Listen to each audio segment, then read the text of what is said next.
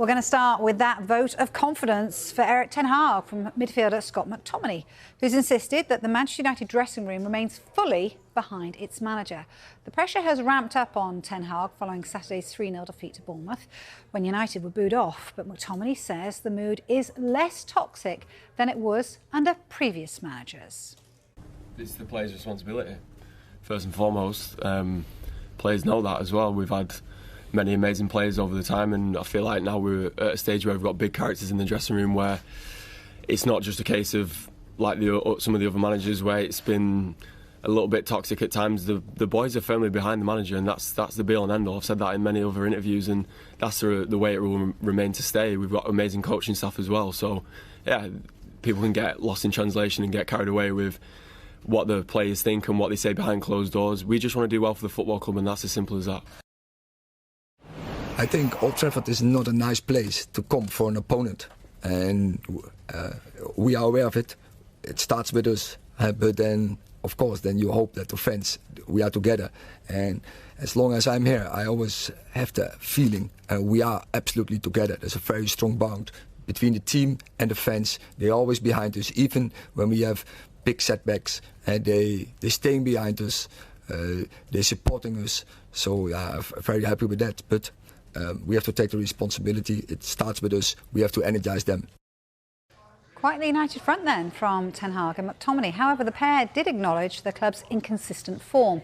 Despite that, McTominay says the players must match their opponents and are determined to put that right. Yeah, I mean, as you can see in the Premier League, every team is super athletic. You go and play in the Champions League, every team can run. For us, a lot of the time we need to match that and more whenever you're playing for this football club, and that's been a clear message for all us players on the pitch when we are playing, that we need to get together. Sometimes it's the manager can't do too much whenever he's on the sideline. It needs to come from the players, and we need to stick together while we are on the pitch as well. So, as you say, with the ideas that we've had and sometimes the way that we've played has been amazing, and it's finding that consistency and that balance where we can continue to do that on a regular basis.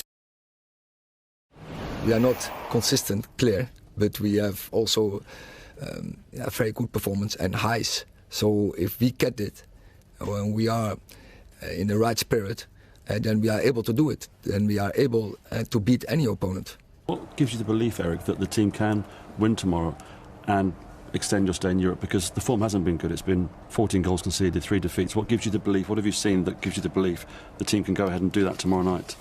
As I said, the game against Chelsea, and the game against Everton, even the game against Galatasaray, and so I know this team can perform really high levels, and that's not that we did it 3 months ago. No, we did it last week, and so I know we can do it.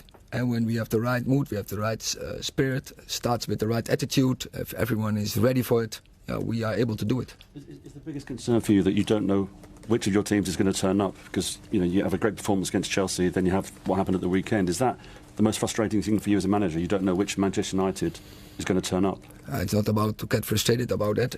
We have to work about that. So so that's my responsibility, to set the team, to prepare the team, that they improve on that fact. And I will give everything, and I know my players do as well.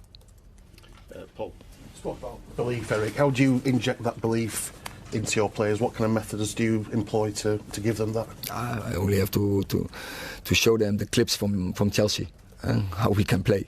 And if we do that, if we are there all on one page, stick together, we will make, and we have a good plan, yeah, then we go. And then, as I said, we can beat any opponent.